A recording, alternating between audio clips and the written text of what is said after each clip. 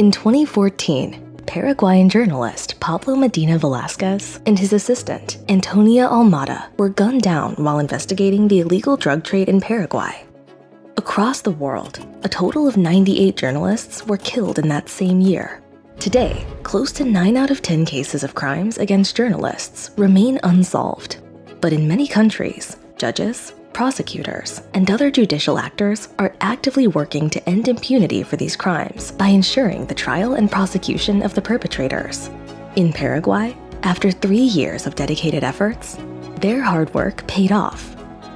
In 2017, the mastermind behind the murders, a former mayor, was sentenced to 29 years in prison, marking a step forward in Paraguay's fight against those who silence journalists. While the rate of impunity for cases of murdered journalists remains unacceptably high, there has been a gradual decrease over the past 10 years. This positive trend, though fragile, coincides with increased international cooperation and support from UNESCO. Since 2013, the organization has been training judicial actors on international and regional standards relating to freedom of expression, access to information, and the safety of journalists.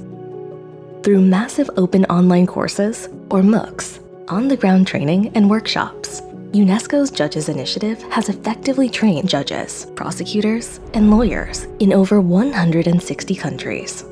Since the first course hosted in Latin America, the initiative has generated enormous interest from judicial actors wanting to improve their knowledge and skills to protect and promote freedom of expression.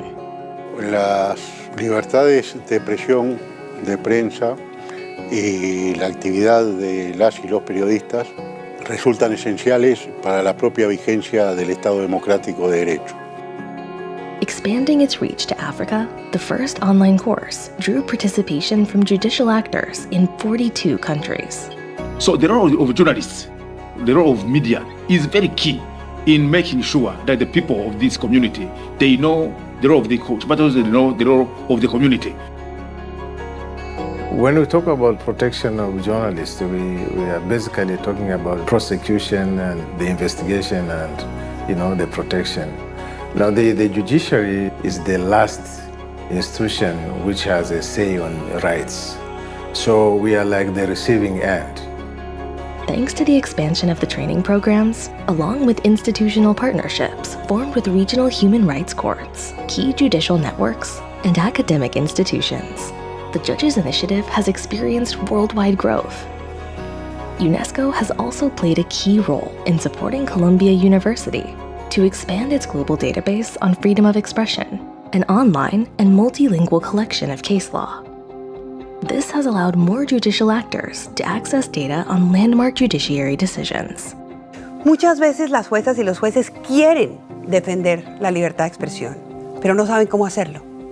La base de datos les da las herramientas para poder hacerlo, les da la información, les da el conocimiento, les permite usar derecho comparado como una herramienta que enriquece la sentencia que van a adoptar, la decisión que van a adoptar.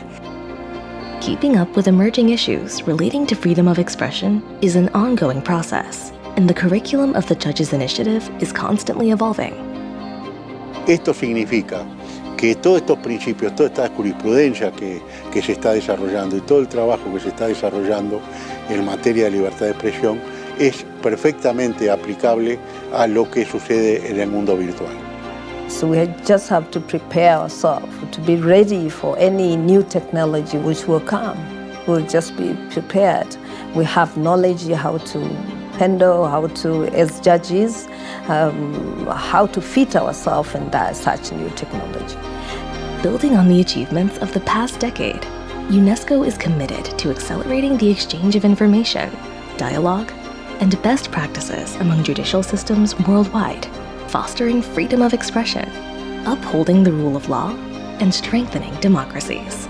This court has contributed too much in making sure that the freedom of expression and the rights of journalists and media in general are protected by our ruling, but also by our judgment.